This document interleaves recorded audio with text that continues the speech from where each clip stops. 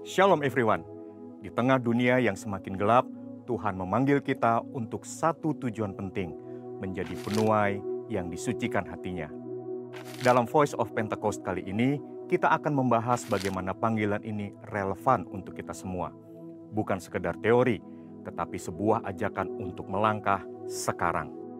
Setiap kita orang percaya dipanggil untuk mencerminkan kasih Kristus di tengah dunia yang terhilang. Hal ini sesuai dengan yang dituliskan dalam Filipi 2 ayat 15-16a.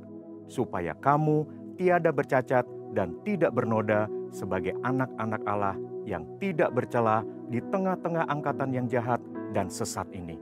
Sehingga kamu bercahaya di antara mereka seperti bintang-bintang di dunia sambil berpegang pada firman kehidupan. Ayat ini bukan untuk menuntut kita harus sempurna terlebih dahulu baru bisa menuai. Namun, seseorang tidak dapat menjadi penuai jiwa bila ia sendiri belum mengalami kelahiran baru dan penyucian hati. Yesus berkata, "Mari, ikutlah aku dan kamu akan kujadikan penjala manusia." Kata kujadikan dalam bahasa Yunani juga berarti membentuk atau mempersiapkan. Sebelum diutus untuk menuai, Tuhan lebih dulu memperlengkapi kita. Yesus menegaskan, "Di luar aku, kamu tidak bisa berbuat apa-apa." Itu sebabnya para murid harus dipenuhi Roh Kudus sebelum menjadi penuai. Sebelum kita lanjutkan, mari kita lihat bagaimana Tuhan bisa menjadikan kita penuai. Ketika seseorang bertobat, lahir baru dan dipenuhi oleh Roh Kudus, hatinya akan dipenuhi kasih Allah dan belas kasihan akan jiwa-jiwa yang terhilang. Mereka yang telah disucikan inilah yang akan dipercaya Tuhan untuk membawa orang-orang datang kepadanya dan dibentuk menjadi serupa dengan Kristus. Penuai yang telah disucikan hatinya akan memiliki 3 ciri utama, yaitu pertama, memiliki hati Kristus. Dalam Matius 9 ayat 13, Yesus berkata, "Yang ku kehendaki ialah belas kasihan dan bukan persembahan. Aku datang bukan untuk memanggil orang benar, melainkan orang berdosa." Kerajaan Allah berakar pada belas kasihan Allah, seperti dalam perumpamaan domba yang hilang, dirham yang hilang, dan anak yang hilang. Kita melihat bagaimana Yesus mencari dan memanggil orang berdosa supaya kembali kepada kasih Bapa. Misinya yang utama adalah menyelamatkan mereka yang terhilang. Penuai sejati terbeban bagi mereka yang belum mengenal Kristus, seperti Paulus yang merasa berhutang memberitakan Injil. Kedua, memiliki hati untuk memuridkan. Amanat agung menegaskan bahwa tugas utama orang percaya bukan hanya memberitakan Injil, tetapi juga menjadikan semua bangsa murid Kristus. Artinya, orang yang telah diselamatkan perlu dibimbing, diajarkan, dan dimuridkan agar terus bertumbuh dan hidupnya selaras dengan firman Tuhan. Gereja mula-mula adalah contoh yang nyata. Setelah 3.000 jiwa bertobat karena mendengarkan khotbah Petrus, mereka bertekun dalam pengajaran para rasul, dalam persekutuan, memecahkan roti, dan berdoa. Untuk apa? Supaya orang yang sudah dibenarkan ini hidupnya sungguh-sungguh benar dan berkemenangan. Penuai sejati pasti mau dimuridkan dan memiliki hati untuk memuridkan. Ketiga, memiliki hati yang mau taat kepada panggilan. 1 Petrus 4 ayat 10 menyatakan, "Layanilah seorang akan yang lain sesuai dengan karunia yang telah diperoleh tiap-tiap orang sebagai pengurus yang baik dari kasih karunia Allah." Tuhan telah memberikan karunia dan panggilan kepada setiap orang percaya. Sadari bahwa karunia dan panggilan itu bukan untuk diri sendiri, melainkan untuk melayani sesama. Setiap kita dipanggil dan diperlengkapi untuk suatu tugas yang spesifik dalam kerajaan Allah. Saudara, penuaian besar sedang terjadi. Namun, Tuhan tidak mencari sekedar tenaga. Dia mencari hati. Hati yang telah disucikan, hati yang memiliki belas kasihan, hati yang rindu memuridkan, dan hati yang mau taat kepada panggilannya. Tuhan memanggil kita bukan hanya untuk menjadi saksi, tetapi menjadi penuai. Dan penuai sejati adalah mereka yang telah dipersiapkan olehnya. Inilah waktunya, Harvest Now. Saudara, untuk penjelasan lebih lengkap dari tim teologi kami, silahkan buka link yang di atas atau scan QR Code yang tersedia. Tuhan Yesus memberkati.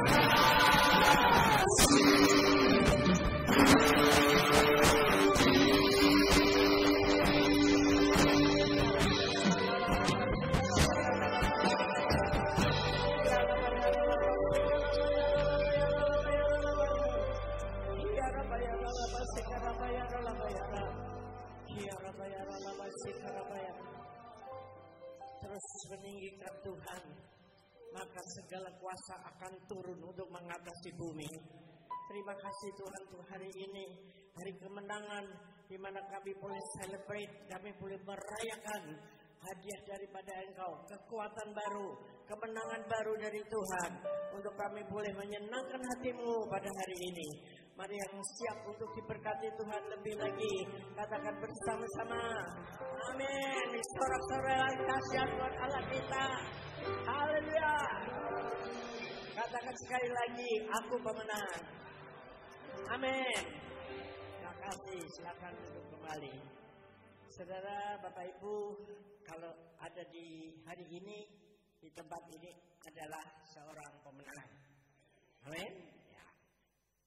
Nah, dalam waktu beberapa saat mundur ke belakang, kira-kira lebih dari seminggu, ya kita menghadapi kenyataan dunia kita, seputar kita bergejolak seperti yang di sono-sono. Ya, di Israel, di mana lagi itu, ya, Ukraina, terus sampai hari ini bertahun, saudara.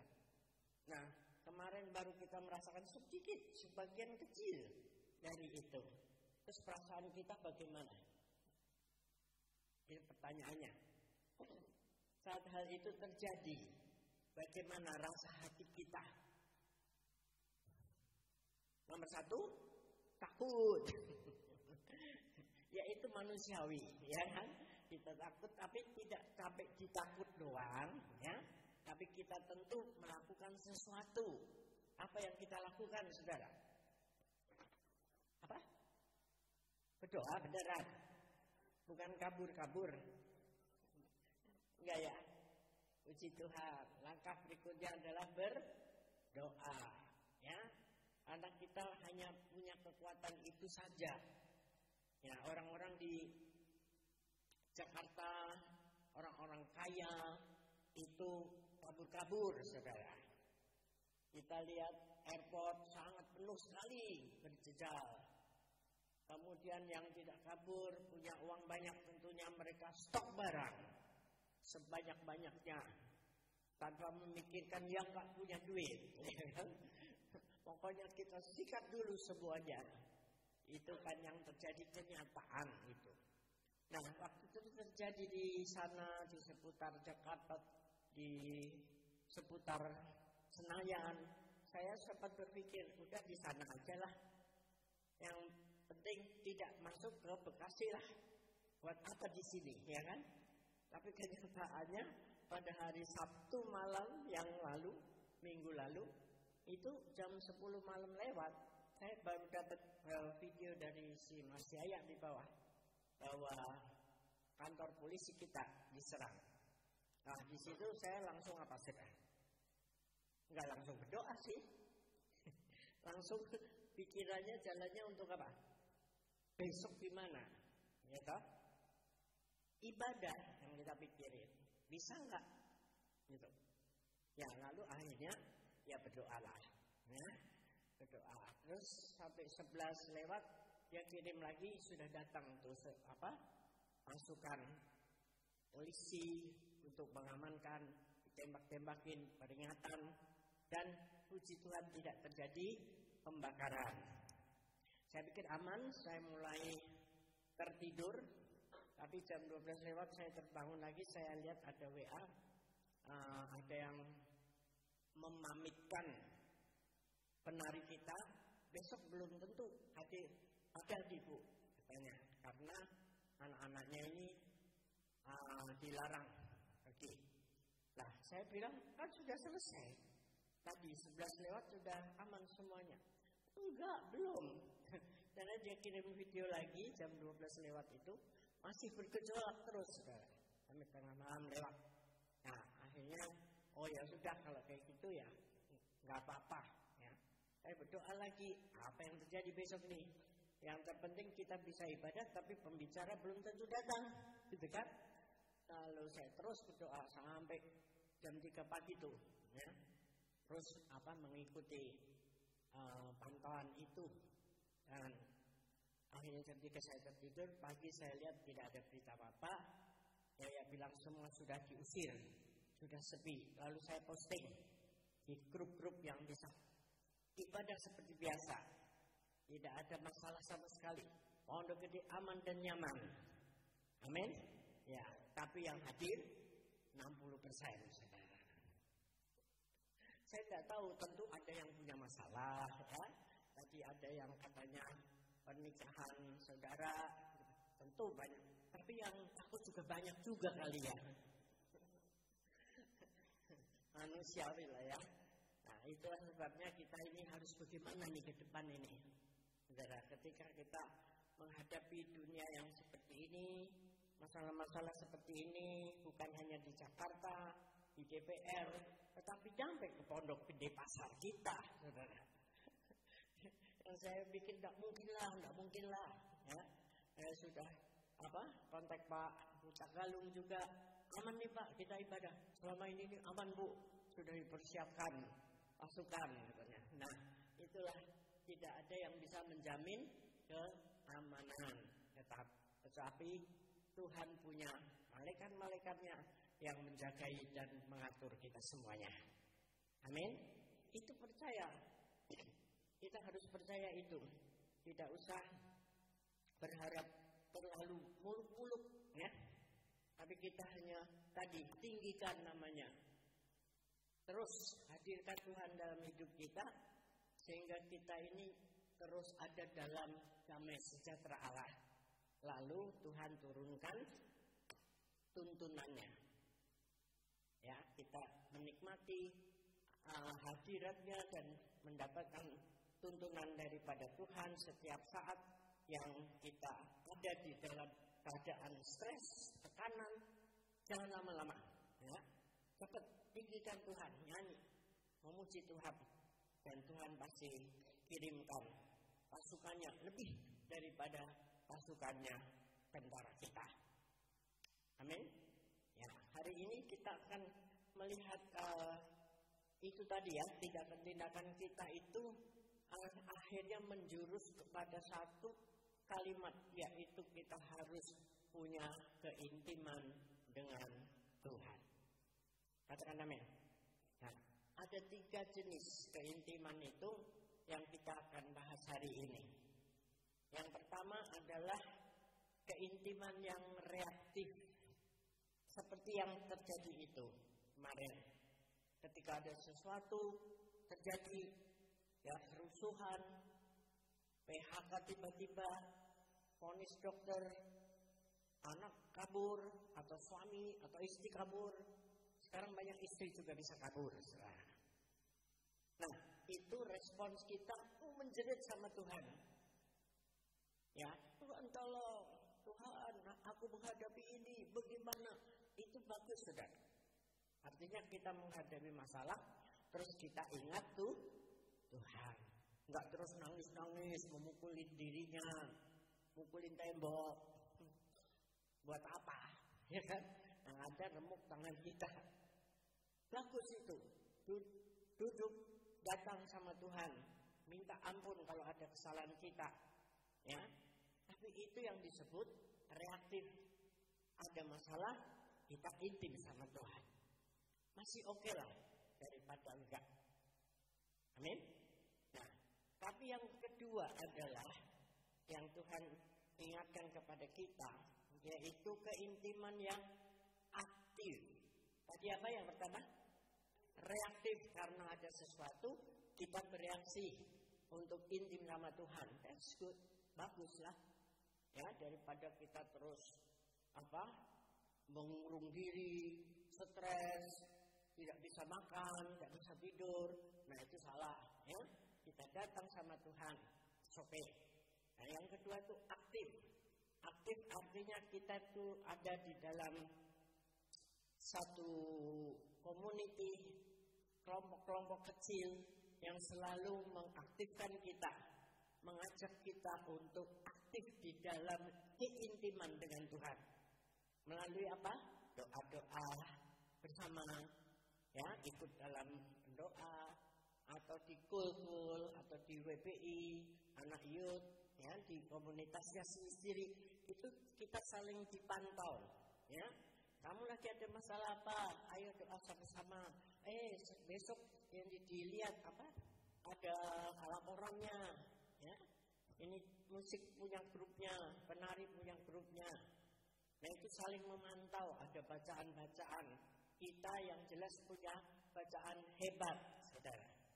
Kalau di WPI bagus tuh, setiap hari laporan grup-grupnya. Ya sudah baca atau belum?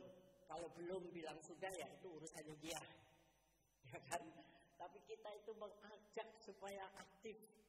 Dengan cara seperti itu, mau nggak mau tuh walaupun agak dipaksa itu baca juga firman Tuhan dan tentunya berdoa. Yang diharapkan adalah ketika kita membaca itu kita mendapatkan sesuatu. Tidak hanya baca untuk porsi itu selesai sudah, bukan. Ya, tapi kita mendapat sesuatu yang menjadi kekuatan buat kita. Katakan amin. Ya. Jadi yang belum masuk di dalam community, ikutin aja bacaan-bacaan hebat, ya. Kalau saudara ingin mau cool tapi tidak bisa waktunya dan tempatnya dan sebagainya, bisa minta salah satu gembala cool, minta bagi sharing itunya, ada materinya. Ya, cool itu ada materinya, bisa dikirim lewat HP, WA. Nggak usah kirim tiki. Cepat sekarang. Kalau mau, itu ada jalannya. Mari kita masuk terus lebih jauh. Nah, bagian yang ketiga ini yang paling penting. Jadi nomor 2 lebih baik daripada nomor 1. Tapi nomor 3 ini adalah the best. Yang terbaik, yang Tuhan mau. Kehidupan kita adalah punya lifestyle, punya cara hidup yang intim dengan Tuhan. Yang disebut keintiman otomatis. Apa sebenarnya? Otomatis. Otomatis itu artinya tidak usah disetel, tidak usah didorong, tidak usah dikasih tahu, istilahnya. Otomatis dengan sendirinya kita intim dengan Tuhan setiap hari 24 jam. Gimana caranya? Terus nggak kerja, nggak makan, nggak minum, nggak tidur. Bukan itu, saudara. Ya? Tetapi itu sudah menjadi gaya hidup kita. Untuk setiap saat kita intim dengan Tuhan. Jadi dalam nafas hidup kita ini sudah intim sama Tuhan. Gimana? Dalam segala hal, setiap langkah kita, Tuhan aku benar nggak? Di dalam kita mau berbicara, di dalam kita mau memutuskan sesuatu, mau beli aja sesuatu, ada tuntunan Roh Kudus. Perlu nggak saya mau beli ini? Cuman kadang-kadang lebih banyak bablasnya.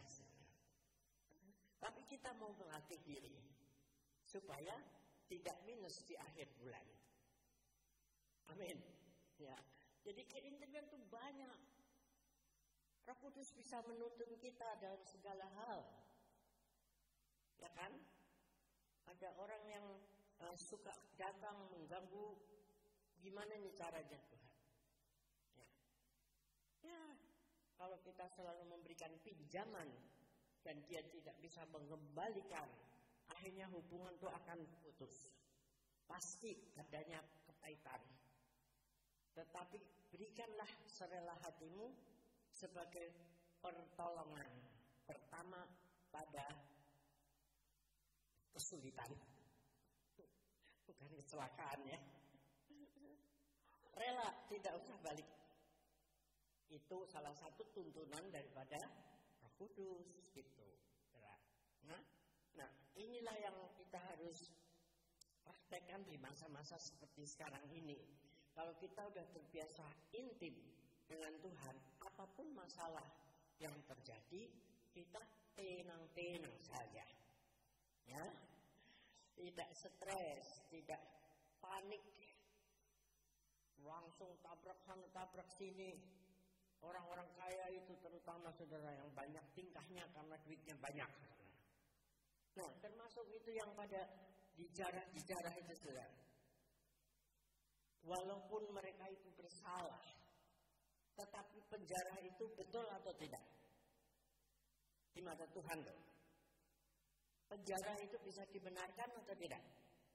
Padahal itu katanya itu uang korupsi lah, katanya itu nyolong lah, lalu dia nyolong juga. Jadi sama-sama nyolong. Ya, tidak menjadi berkat. Tidak ada yang dibenarkan di dalam merampok. Itu adalah merampok, saudara. Mencuri. Itu. Nggak usah ikut-ikutan dong. Kalau kita mau membetulkan seseorang, kita harus jadi teladannya. Katakan amin.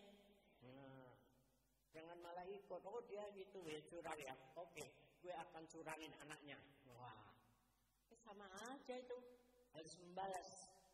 Bukan itu yang Tuhan mau. Nah, kita belajar dalam keintiman yang otomatis ini dari seorang yang terkenal, yaitu Daud, salah satunya. Kita lihat di Mazmur 119, 164 sampai 166. Kenapa Daud bisa kuat pada waktu dia dikejar-kejar si Raja Saul? Yang ngejar raja, saudara. Bagaimana enggak geter kitanya. Ya? Padahal dia sudah terima urapan untuk menggantikan si raja ini. Amin. Dia sudah terima urapan loh. Tapi si rajanya tidak terima. Dia menjadi benci kepada Daud. Kalau kita jadi Daud gimana? Ya Tuhan gak jadi aja dah. Daripada gue mati sebelum waktunya. Tapi kan gak seperti itu. Ini yang dilakukan Daud. Saya akan bacakan 164. Nanti kita baca sama-sama aja 3 ayat cuman ya. 1, 2, 3. 7 kali dalam sehari aku memuji-muji engkau karena hukum-hukummu yang adil. Itu dia. Terus besarlah ketenteraman pada orang-orang yang mencintai Tauratmu. Tidak ada batu sandungan bagi mereka. Aku menantikan keselamatan daripadamu ya Tuhan, dan aku melakukan perintah-perintahmu. Ini dia. Aku melakukan perintah-perintahmu dulu, sembari menantikan keselamatan yang daripadamu. Mungkin ini ada bahaya, ini ada kerusuhan, ada perampokan, ada apa lagi, gempa bumi. Ya, kita pokoknya dalam keseharian kita sudah melakukan perintah-perintah Tuhan. Di saat-saat yang gawat seperti itu, kita hanya menanti-nantikan Tuhan untuk memberikan keselamatan kepada kita. Gak ada aminnya. Bosan bu, bosan. Ada yang sudah mengalami bahwa Tuhan menyelamatkan kita. Amin. Di saat-saat kita terjepit. Yang sepertinya sudah pasti ini bahaya. Tapi Tuhan luputkan. Pernah? Pernah. Ya? Pasti pernah lah. Ya? Ketika kita mengalami satu yang PHK misalnya. Nggak mesti harus bencana. Ya? PHK sepertinya ini bulan depan sudah mati semua ini. Sudah nggak punya simpenan di PHK. Terus ada demo lagi, ya, ojol-ojol nggak jalan, mau makan apa, kayak gitu. Tetapi ketika kita melakukan terus yang baik dan benar di hadapan Tuhan, Tuhan memunculkan pertolongannya kepada kita. Nah, tapi itu harus kita setiap saat itu intim dengan Tuhan. Jadi ketika itu terjadi, nggak kaget, nggak heboh, nggak nangis-nangis darah. Tetapi bilang, aku melakukan perintah-perintahmu Tuhan. Dan aku percaya ada jalan keluar bagimu. Untuk orang-orang yang berharap kepada Tuhan. Karena itu adalah janji Tuhan. Ya kan? Ada orang yang kalau saya sudah nunggu lama nih. Dari di PHK. Bu, sudah sekian bulan. Orang-orang lain ditolong. Kok aku belum ditolong? Kamu makan gak selama ini? Katanya, sekian bulan itu makan enggak? Ya makan. Lah iya, apakah itu bukannya pertolongan Tuhan? Dari manapun. Ya. Jadi kadang-kali kita mau menerima itu berkat Tuhan itu yang keren. Ya, yang pekerjaan terus jadi manajer gitu. Harus ada proses, saudara. Ya, Daud itu jadi raja nggak akhirnya? Halo? Akhirnya Daud jadi raja nggak? Walaupun dia dikejar-kejar mau dibunuh Saul itu berapa kali. Bahkan anaknya sendiri juga mau membunuh dia. Tadi awal dibaca itu 7 kali sehari aku memuji-muji Tuhan. Artinya tuh sering lah gitu. Setiap saat lah gitu. Nah gimana caranya? Nggak kerja nggak apa-apa? Enggak dong. Setiap saat dimanapun kita berada, ngantri nih. Ya, ngantri apa saja. Saudara biasanya ngantri apa? Kalau sembako pasti enggak dong. Dijauhkan kiranya. Enggak level kita ngantri sembako ya. Karena kita anak-anak yang diberkati Tuhan. Kesulitan mungkin datang. Tapi berharap sama Tuhan, jangan ngantri-ngantri sembako. Nanti keijek-ijek malah. Biar itu soal orang-orang yang tidak ada harapan. Nah, ketika kita ngantri, biasanya ngantri apa sih? Hah? Belanja. Oh, luar biasa ya. Nah, di belanja di supermarket, ya kan? Kalau di pasar tuh nggak ngantri. Nah, itu. Waktu kita ngantri, bisa nggak kita intim sama Tuhan? Gimana caranya? Huh? Online ya? Kontak iya, kontak online Bu ya. Tuhan punya internet juga. Yeremia 33 ayat 3. Tiba-tiba saya ingat itu. Tolong ditampilkan sebentar. Yeremia 33 ayat 3. Ini nomor telepon WA-nya Tuhan. Online ya. Mana tuh? Yuk sama-sama. 1, 2, 3. Berserulah kepadaku, maka aku akan menjawab engkau dan akan memberitahukan kepadamu hal-hal yang besar yang tidak terpahami, yakni hal-hal yang tidak kau ketahui. Nah, ini kepada kunya-kunya besar, yaitu Allah kita, maka aku Allah yang akan menjawab engkau, E-nya kecil, yaitu kita semua. Amin. Ya, untuk memberitakan hal-hal besar yang tidak pernah terpahami, yakni hal-hal yang tidak kau ketahui. Jadi nunggu sabar, saudara. Daud tuh lama loh nunggunya. Lupa saya berapa tahun itu ya. Bukan bulanan, bukan mingguan, bertahun. Yusuf untuk menjadi seperti yang dia impikan, mimpinya yang dari Tuhan, tunggu berapa? 13 tahun, saudara. Nah itulah proses itu yang kadang-kali kita nggak tahan. Kita bilang kecepatan, kita bilang Tuhan tidak tolong saya. Oke, saya quit, saya keluar dari tuntunan Tuhan. Jalan sendiri aja. Kelamaan nungguin tuntunan Tuhan. Gagal akhirnya. Bisa nggak yang Tuhan nubuatkan itu gagal? Bisa. Karena kitanya tidak sabar. Jadi hari ini sabar. Halo, hari ini mau sabar menanti tangan Tuhan. Karena kalau bukan tangan Tuhan, bahaya. Jalan yang bukan jalannya Tuhan, kita bisa kepleset. Berkat kalau yang bukan berkatnya Tuhan, kita bisa jadi masalah besar. Berkat seperti yang bicara orang-orang itu, wah itu masalah besar. Ya, tidak hanya di bumi, nanti di sononya. Itulah. Jangan mendahului apa yang Tuhan akan lakukan. Setiap hari, setiap saat, dimanapun berada, macet, berat, ya kita doa aja. Atau siapa bisa kita ajak omong, atau orang yang sedang stres, sedang tegang, gimana nih macet ini? Nah kitanya yang kalem, ya. Nanti dia akan tertarik untuk bicara sama kita. Kenapa kamu bisa sabar begitu? Nah, kita ceritain. Itulah tugas Tuhan yang Tuhan berikan lewat keintiman itu kita bisa menjangkau orang-orang. Katakan amin. Ya. Baik. Lalu contoh yang kedua adalah seorang Daniel. Daniel itu apa yang terkenalnya? Dia akan dijebloskan ke kandang singa, lubang, apa? Goa, ya. Jadi bukan kandang gitu kita bisa lihat gambar, tapi itu di lubang tempat singa-singa gede-gede, saudara. Dan menurut kata yang cerita,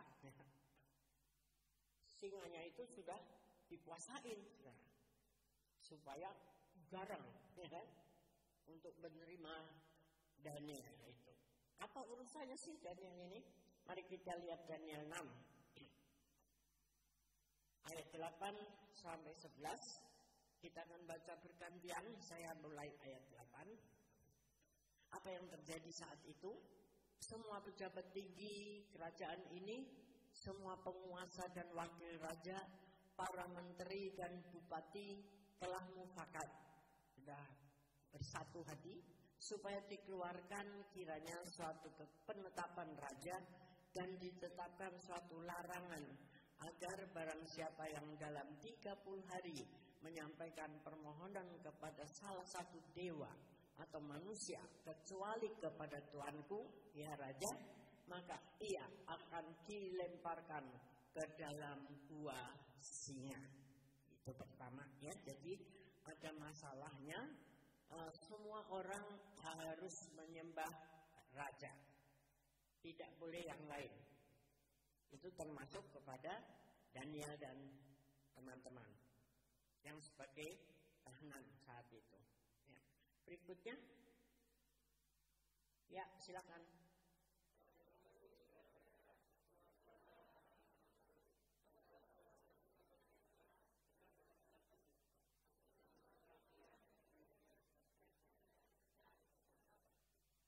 Ya, jadi ketetapan raja zaman itu tidak bisa diganggu gugat, tidak bisa diganti walaupun itu udah salah bikin misalnya, ya.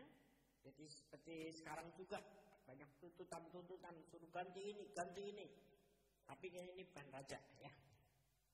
Terusnya, sebab itu Raja Darius membuat surat perintah dengan larangan itu. Jadi nurut nih rajanya, ya, sama rakyatnya, karena menguntungkan dia juga. Terus yang terakhir sama-sama, demi didengar Daniel bahwa surat perintah itu telah dibuat, pergilah ia ke rumahnya. Dalam kamar atasnya ada tingkap-tingkap yang terbuka ke arah Yerusalem. 3 kali sehari ia berlutut berdoa serta memuji Allahnya seperti yang biasa dia lakukannya. Bagian terakhir kita ulang sekali lagi, seperti yang biasa dilakukannya.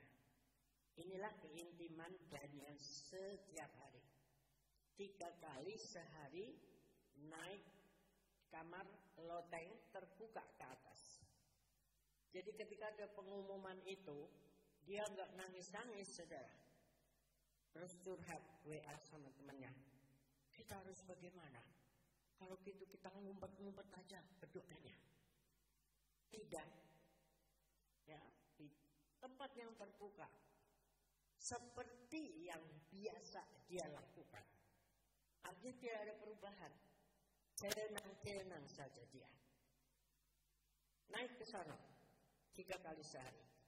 Berdoa kepada Allahnya. Sudah biasa seperti itu. Nah, lalu pasti banyak yang tidak suka. Apalagi yang usul-usul tadi tuh. Hukumnya tuh. Udah laporin. Tangkaplah. Tangkap, dihadapkan ke raja. Udah, siapkan itu. Singa-singa yang lapar. Dan ketika Daniel masuk di situ, habislah seluruh tubuhnya. Begitu? Biar nggak ngantuk ini, ya. Bagaimana ketika Daniel masuk di lubang itu?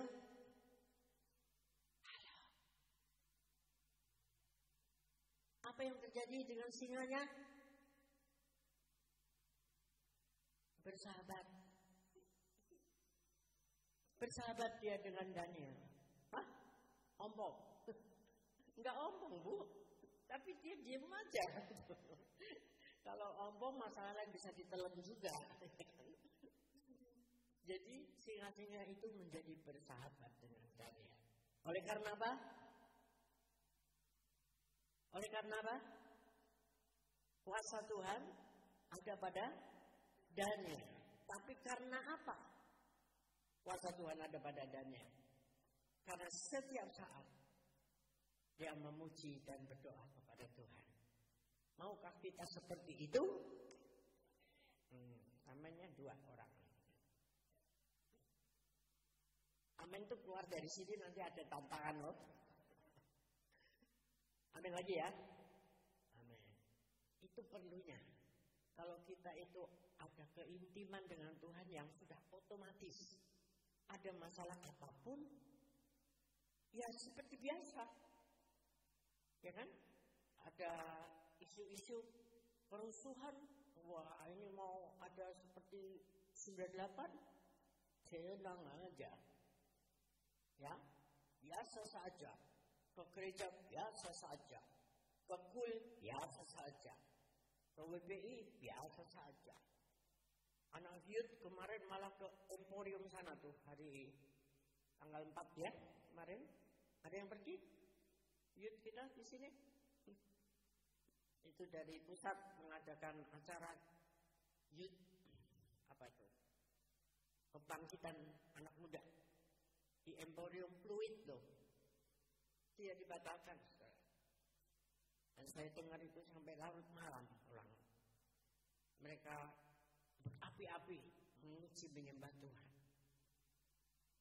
Tempatnya cukup riskan di Fluid. Tapi semua baik-baik saja. Kalau kita punya hati yang benar, memuji menyembah Tuhan yang tulus. Jangan maunya mau minta fulus saja. Datang kepada Tuhan, minta supaya diberkati. Supaya disembuhkan. Nah itu bisa melenceng. Tetapi kita datang menuruti perintah-perintah Tuhan termasuk beribadah. Itu untuk dapat apa tadi? Yang si Daud tadi. Keselamatan. Yang dari Tuhan. Jangan yang lain-lain. Yang lain-lain itu pasti ngintil. Saudara. Manusia harus hidup. Tidak mungkin Tuhan nggak ngasih. Katanya burung di udara dipelihara. Apa kaki manusia? Tapi kenapa manusia banyak yang kelaparan? Pasti ada titik salah di bagian dianya. Saya malas, boros, apalagi jahat, nipu-nipu, manipulasi. Akhirnya tidak akan menjadi orang diberkati. Pasti akan terlunta-lunta hidupnya. Tapi janji Tuhan, orang yang percaya dan berharap kepada akan mendapatkan hari depan yang penuh harapan. Yeremia 17 kan?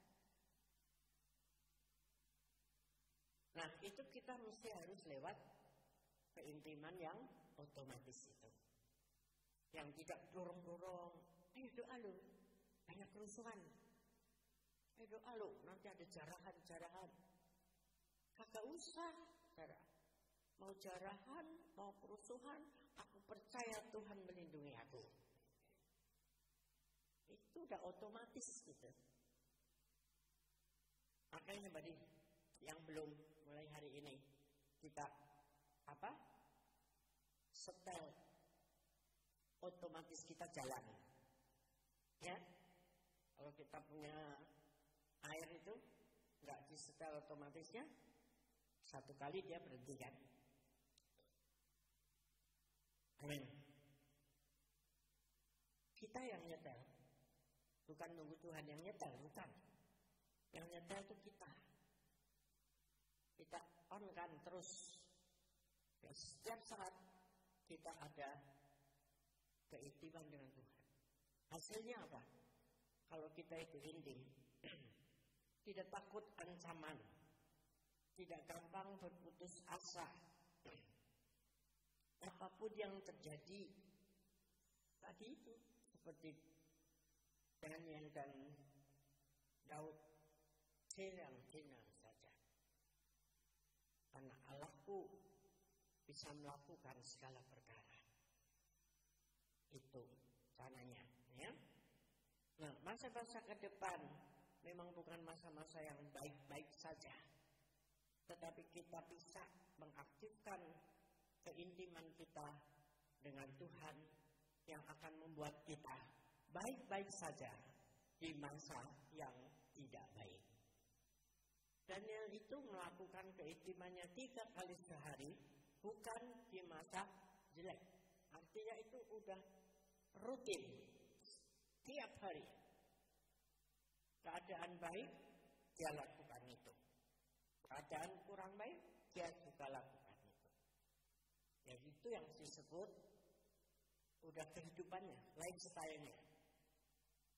Otomatis kita terus intim dengan Tuhan. Nah, untuk menghadapi halangan, cobaan, rintangan, seringkali ada yang membuat kita itu dibawa untuk tidak intim. Contohnya apa? Mau cool nih misalnya, ya. Hari ini ada filmnya bagus loh. Aku punya tiket gratis. Nah itu dia. Biasanya ini lebih mempan yang gratis ini. Cool kan setiap minggu. Ini cuma 1 kali aku dapatnya. Pergi apa enggak? Terserah Anda. Amin. Itu contoh aja. Ada hal-hal lain lagi yang lebih heboh, yang menarik-narik kita untuk kita juga intim dengan Tuhan. Makanya itu dari hebat pagi ini yang sudah baca, saya ajak baca ini Amsal 22. Siapa tadi yang sudah baca yang dikirim antar? Quote-nya, ayat masnya. Amsal 22, 24, 25. Tolong ya. Amsal 22, 24, dan 25. Yuk baca bersama-sama. 1, 2, 3. Jangan berteman dengan orang yang lekas busa. Jangan bergaul dengan seorang pemarah. Supaya engkau jangan menjadi biasa dengan tingkah lakunya dan memasang jerat bagi dirimu sendiri. Kok aneh ya? Kita bergaul dengan orang-orang yang tadi itu sama dengan kita masang jerat untuk diri kita sendiri. Hubungannya bagaimana? Karena kalau kita biasa dengan orang pemarah, orang apalagi tadi 24 ya, cepat gusar, yaitu cepat marah toh, baper sekarang bahasanya. Itu artinya nanti kita menjadi terbiasa, katanya gitu kan. Menjadi terbiasa. Oh ya udah biasa. Udah biasa dia marah. Biarin aja. Nah, lama-lama itu membuat hati kita itu juga apatis namanya, saudara. Tidak punya gairah gitu loh. Jadi kalau sama dia, ya sudah, kita mesti diam aja nih. Karena dia memang udah kayak gitu. Ya enggak? Akhirnya kita karena enggak berani melawan, jadi kita sendiri yang kena. Akhirnya kita enggak bisa bebas gitu. Jiwanya ini enggak bisa bebas. Apalagi suami istri. Salah satu ada yang tukang menekan. Ya gitu, saudara. Nah itu caranya gimana? Tadi dibilang jangan bergaul. Masa suami istri juga boleh bergaul? Berarti pisahan dong.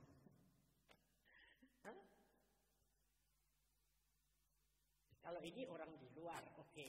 Ya kita hindarilah. Artinya bukan musuhan, tapi lebih baik jangan terlalu sering bergaul. Berkelompok dengan mereka. Tapi kalau di dalam rumah kita, yang selalu saya sampaikan adalah kita berani berkata.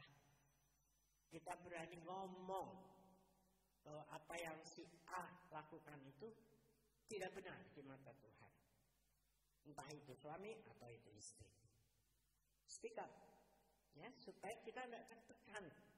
di dalam hati kita. Kalau dia nggak nurut, sekarang bola ada di dia. Kan? Istri harus tunduk suami. Oke, itu ayat firman Tuhan. Tapi kalau suami ini kurang pantas untuk ditunduk, gimana? Terusin, ditempelin setiap hari, ujung-ujungnya mati. Ya kita harus bicara. Ya, kalau nggak bisa bicara, udah nggak bisa dibicara. Ada cara lain. Saya jangan ngomong sini, nanti dipegang nih. Oh, ibu bilang itu. Terus saya jadi masalah. Nah, suami ini juga sebagai pemimpin, ya kan? Kan tugasnya apa? Menyirami dengan firman kepada istrinya. Artinya apa? Imam memberikan yang baik, teladan yang baik, gitu loh. Jangan cuma bilang, lu istri tunduk gue, tapi dianya semua gue. Enggak dong, ada ayatnya sendiri-sendiri kok. Tadi pagi saya nggak bicara ini, nggak tahu siang ini bicara ini. Ya Pak ya. Mungkin ada yang lagi ngalami, saya nggak tahu. Tobatlah kalau memang itu, jangan bilang lu, ayo lu, ini buat lu, nanti berantem akhirnya. Kalau dengar firman dari itu menyentuh kita, bertobatlah bahwa itu Tuhan bicara, Roh Kudus Tuhan masih mengasihi saudara untuk kita diperbaiki. Katakan amin. Boleh bilang kiri kanan, siap diperbaiki Tuhan. Amin. Ya. Walaupun nggak enak ditegur, ya apa ya enggak? Tapi kan ujung-ujungnya kita harus itu loh, keselamatan tadi itu, kembali ke sana. Melakukan perintah Tuhan. Ketetapan Tuhan itu termasuk tidak boleh menyimpan dendam kepada siapapun. Suami istri pun, anak sama orang tua pun, tidak boleh. Karena nanti tiba-tiba sangkakala berbunyi, lah kok temennya hilang semua, aku ketinggalan. Mau? Siksa loh ketinggalan. Siksa yang belum pernah terjadi di dunia ini. Kalaupun kita bertahan, bisa sampai selamat, tapi mungkin kita pulang ke surga, tangannya cuma satu, mungkin matanya cuma satu, karena dapat siksaan tadi itu. Ya nggak mau, kita mau roh, tubuh, dan jiwamu terpelihara sempurna sampai Tuhan datang. Katakan amin. Amin. Siap masuk dalam hadirat Tuhan lebih lagi, ya, dalam keintiman yang otomatis. Setiap saat kita intim, setiap saat kita tanya Tuhan, aku benar nggak ya ini? Tuhan senang nggak ya dengan apa yang aku lakukan? Itu kan jurus yang saya selalu sampaikan. Kalau kau ragu-ragu, tanya aja, Tuhan senang nggak dengan apa yang saya lakukan ini? Gitu aja. Ya. Itu yang paling jitu. Nanti Roh Kudus akan menolong kita menjelaskan lebih lagi. Amin. Mari kita periksa hati kita sebelum kita sebentar masuk dalam perjamuan kudus. Siap diberkati Tuhan lebih? Tetap menang di dalam keadaan yang buruk sekalipun, seperti Daud dan Daniel. Kita tegar menghadapi segala perkara karena intim dengan Tuhan secara otomatis, tidak disuruh-suruh, ya. Praktekkan setiap hari dimanapun kita berada. Aku harus apa nih Tuhan di posisi seperti ini, dan Tuhan pasti memberkati kita. Mari kita katakan, sampai akhir hidupku aku akan menyerahkan Tuhan.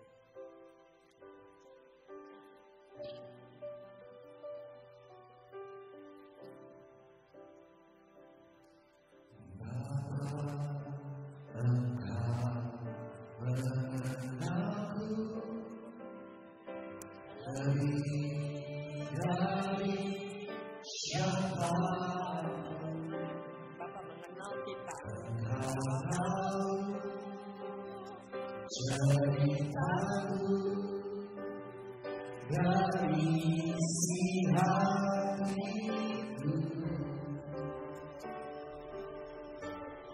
melalui masa lalu, engkau tetap memilihku, ubah aku sempurnakan jadi bahaya yang indah. Ini aku percaya, tiada yang mustahil bagimu, kuasa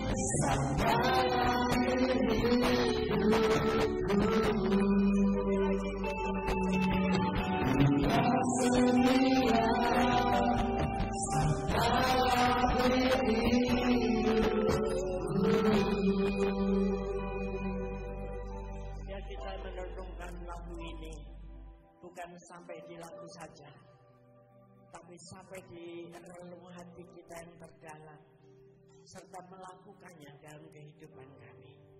Tetap setia kepada Tuhan, walau masalah ada, walau tersakiti, karena Tuhan yang akan membela kita sampai akhir hidup kita. Terima kasih Tuhan, biarlah kami boleh mempersiapkan hati untuk masuk di dalam perjamuan-Mu ya Bapak. Saudara boleh ambil waktu 1-2 menit, cek setiap hatimu. Apakah ada sesuatu yang masih perlu dibereskan dengan Tuhan, dengan sesama? Ambil waktu, ampuni aku Tuhan, supaya sakramen perjamuan kudus ini bermanfaat bagi kita. Tubuh dan darah Yesus menyatu dengan tubuh darah kita, menjadi satu kekuatan terobosan, keajaiban terjadi di dalam hidup kita. Karena hari-hari ke depan kita nggak tahu, ada banyak hal bisa terjadi. Terima kasih Tuhan, kuduskan setiap kami, layakkan setiap kami. Biarlah kami boleh mengambil keputusan untuk pemulihan segala sesuatu pada hari ini, sebelum kami menerima tubuh dan darah-Mu. Terima kasih Tuhan. Mari kita angkat roti ini di tangan kanan tinggi-tinggi. Sebab apa yang telah kuteruskan kepadamu telah aku terima dari Tuhan, yaitu bahwa Tuhan Yesus pada malam waktu ia diserahkan mengambil roti, dan sesudah itu ia mengucap syukur atasnya. Ia memecah-mecahkannya dan berkata, inilah tubuhku yang diserahkan karena kamu. Perbuatlah ini menjadi peringatan akan aku. Saudara yang kasih Tuhan, bukankah roti yang kita pecah-pecahkan ini adalah persekutuan kita dengan tubuh Yesus? Mari makan dalam nama Yesus.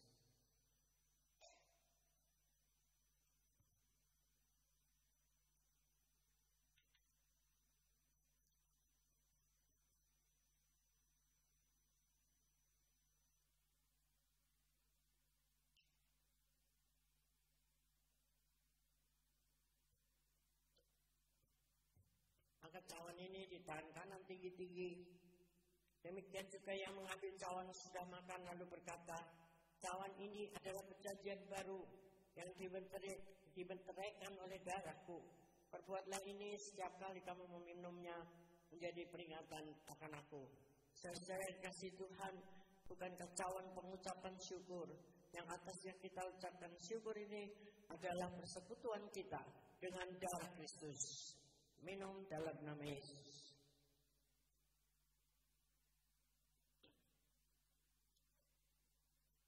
Ucapkan syukur kepada Tuhan dengan kata-kata saudara. Terima kasih kepada Tuhan. Terima kasih.